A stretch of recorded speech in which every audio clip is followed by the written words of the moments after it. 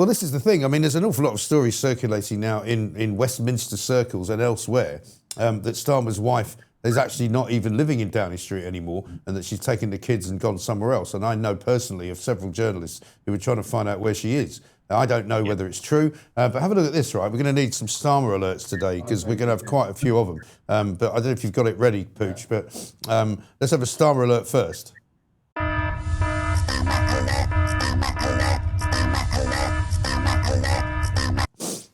So this is the first one I'm going to show you. This is him. This is the new Cathy Newman show on Sky News. You know, I imagine they've probably got at least 4 or 5 people watching it. You know, after all the Cathy Newman show. Wow. Yeah, I know. There's nothing new about it. So she gets an interview with the Prime Minister, right? And of course, she doesn't ask him anything interesting. She doesn't ask him anything about why he's told a load of lies. She doesn't ask him whether his wife's left him. She doesn't ask him whether, you know, he thinks that, you know, he should have actually resigned when he made out that Ollie Robbins had done something wrong, when it's very clear now that he hasn't done anything wrong. Instead, she asks him about his wife's advice. Check this out. Turns to you and says, you know, enough's enough. This pressure is intolerable. Would you listen to her? I always listen to Vic. And I think she was the one in the first place that basically said, why on earth would you want to go into politics? But she is an absolute... And your answer to that question now? She is an absolute rock. And I confide in her all of the time, and hers is the best advice. I'm just thankful that I've got her every day. And at the moment, she's advising you to keep... She is, yes. And we talk everything through, and it's fantastic. Also, 2 fantastic kids, a 17-year-old and a 15-year-old. No, I'll be okay. Joy and happiness. They are my pride. Oh, man. Oh, that's so disgusting. That is the only appropriate response to that so-called that interview. Face, you know, I always listen to Vic. Oh, really? Oh, you must have a telephone then, because she's not in the same room as you plonker. Well, let's be really honest. The reason that Vic has apparently said that she insists and supports her husband, Keir Starmer, remaining as Prime Minister, of course, is because then she would get to see less of him. The last thing she wants is him to not be Prime Minister and end up at home where she's got to put up with him 20.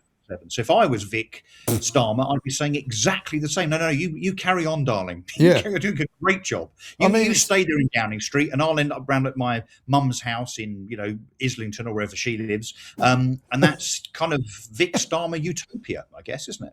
I mean, I would think so. But it is, I mean, let's have a quick look here at what Dan Hodges, Dan Hodges, who's been sort of on a one-man crusade ever since I convinced him that Starmer was a charlatan.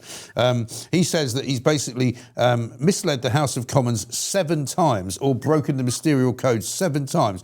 First, on September the 10th, 2025, Starmer told the House that full due process was followed during Mandelson's appointment, which was obviously not true. Last Wednesday, offence number 2, he was asked by Kemi Badenoch if pressure had been leveraged on civil servants, and he said no pressure existed whatsoever in relation to this case, which he's already now contradicted. Offence number 3, in the same session, Starmer claims Sir Ollie Robbins could not have been clearer in his evidence yesterday. He then read out a series of quotes that were wrong, right? Offence number 4, he does an interview with the Sunday Times. The Prime Minister again claimed Robbins had insisted no pressure was brought to bear, which is wrong. Offence number 5, it was reported that Starmer had breached the ministerial code by attending a meeting with Mandelson and one of his former clients, Palantir, right, which he hasn't recorded. Offence number 6, last month it was reported that Morgan McSweeney had his mobile phone stolen, on which there were messages relating to Mandelson's appointment. In response, Starmer told the country the theft could not have been staged because the idea that somehow everybody could have seen that sometime in the future there'd be a request over the phone is, to my mind, far-fetched. And then finally, offence number 7, February, Starmer gave a statement in which he pointedly blamed failings by security for Mandelson's appointment. So, you know, he's banged to rights, this guy.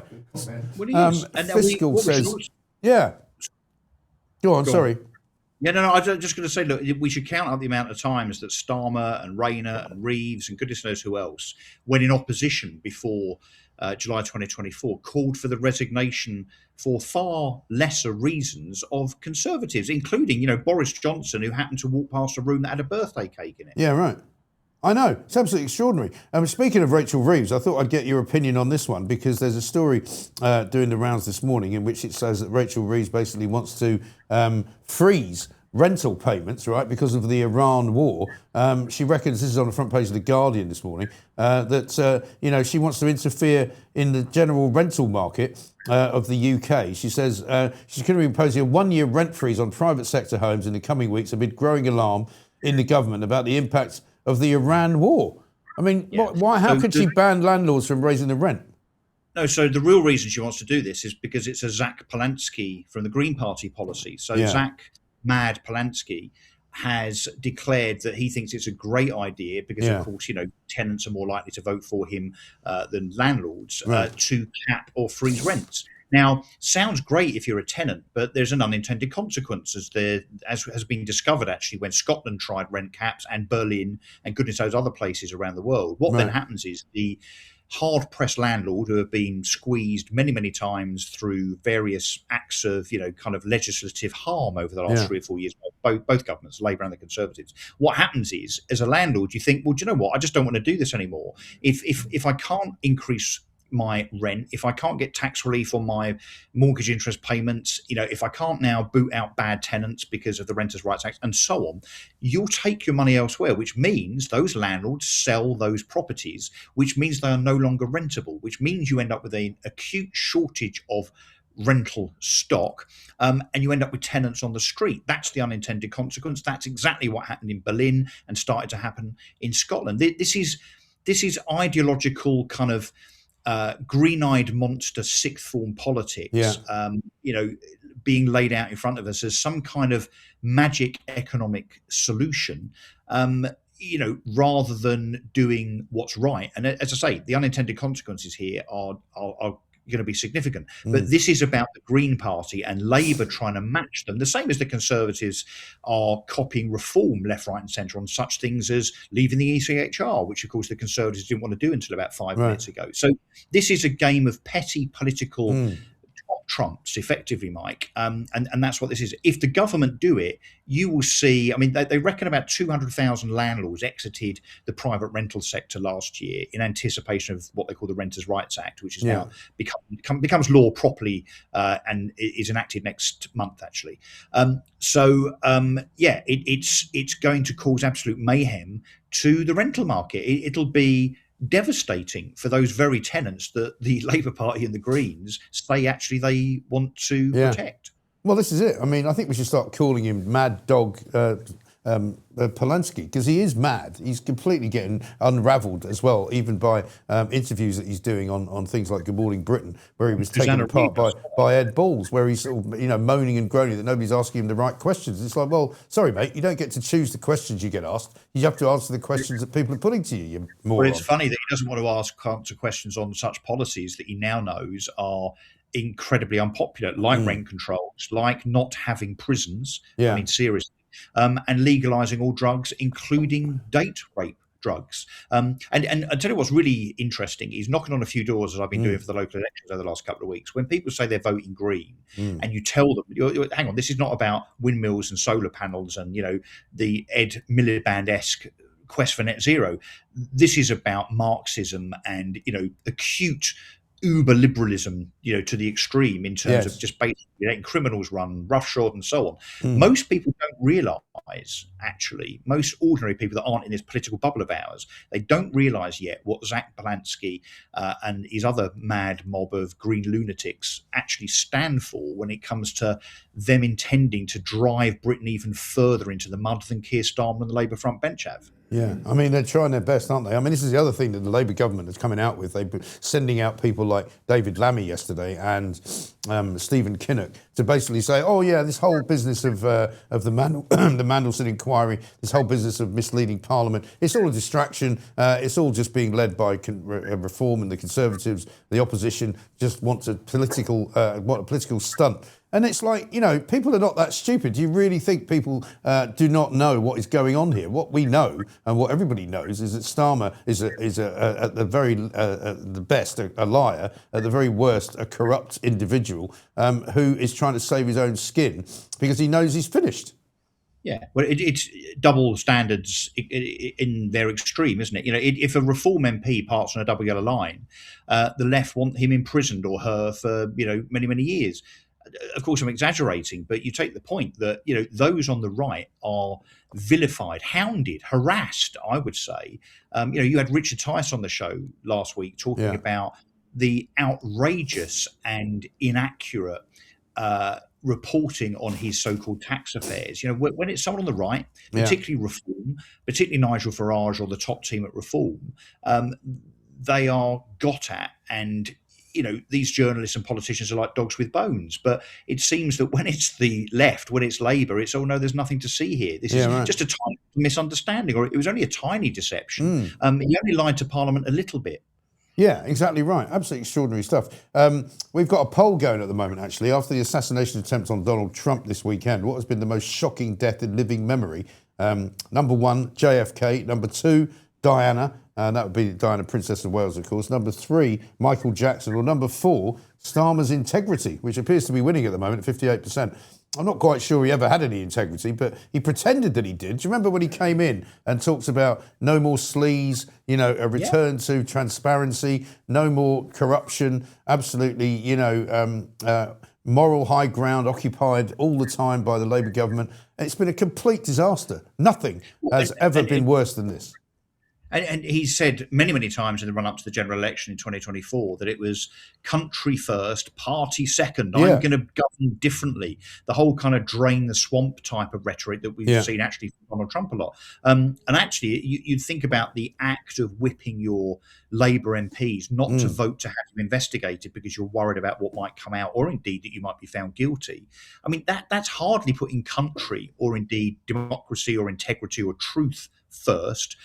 That's very much putting the party and yourself as an individual first. On your list there, by the way, we should have had the shocking death of the Conservative Party, which of course happened in 2010. David Cameron took power. As soon as he started going up north to look for the ozone layer on a skidoo and started talking about hugging hoodies, we should have realised the Conservative Party was dead from that point forward. That was the end. Yeah, you're absolutely right. We may be able to add that one in. Finally, you're in Los Angeles, right? It's 8 hours behind, so we're currently looking at quite a late night for you. You've been out at a comedy club. What have your findings about Los Angeles been so far? I have. I've been out supporting my mate Lee Alliston, who's at the Comedy Store.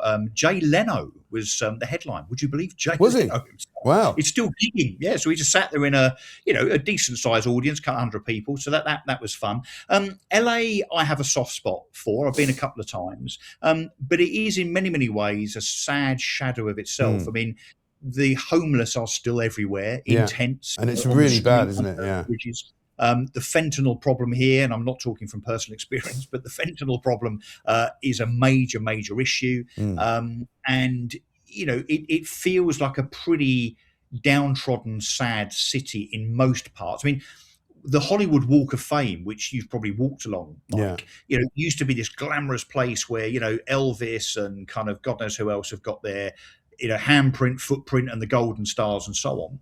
That is now occupied by tents lived in by homeless people, and people on fentanyl walking around like zombies. It's well, the last time I was there, which I think was about 2019, which is quite a long time ago now. I remember standing outside Mann's Chinese Theatre, where they have the Oscars and all that, and all I could smell was this massive stench of skunk and marijuana. It was just awful. Well, weed here, of course, for medicinal purposes, and apparently it's pretty easy to get a medical certificate, is kind of legal. Yeah. I mean, there's no end of police on the streets. So, I mean, I don't feel fearful walking around. So I don't think it's like London where you walk around with a nice watch on and you're worried about it. You don't worry so much about being mugged or stabbed. But it's a sad and slightly decrepit city. The traffic, by the way, is absolutely awful. I mean, it really is. Hell. Well, I mentioned that to you. I mean, if you're trying to go anywhere on 495, coming out of LA and going south or north, to be honest, you've got 8 lanes of traffic in both directions, completely solid. You can't move for hours. Yeah, any route now in or out of LA is terrible. So there's still some, Rodeo Drive. We went there a couple of days Yeah. ago. Kind of the whole Pretty Woman thing and so on. I mean, that's very glamorous, very chic, and very memorable. The Hollywood sign. There's we took a quick trip into Universal Studios today because we had a couple of hours to kill. So look, there's lots to like about LA, but it's not as we remember it, if you like. Some of us of a certain age from the 80s and 90s, where it was, heart to heart and chips and, all this wonderful stuff, where LA was, a glamorous place. I think there's tiny bits of LA now that are glamorous, but most of it is actually quite downtrodden. Yeah, no, I think that's absolutely right. And it's a shame. It's really sad to see. But listen, well, have a wonderful time. Great to see you. Thank you so much for spending the late night hours with us. And keep an eye on King Charles. I'm not one of those that's worried. You can imagine the lefty media here are all up in arms going, he shouldn't have gone. Trump's going to embarrass him. It's going to be terrible. Well, it isn't going to be terrible because, first of all, most of it isn't going to be televised anyway. And I think it's this afternoon that Charles will be addressing the two houses of Congress, which will be a fairly reasonably historic affair, I think. So we're quite looking forward to it. Yeah, no, indeed. Look, let's just put it this way: King Charles won't disgrace himself like Keir Starmer has on the world stage.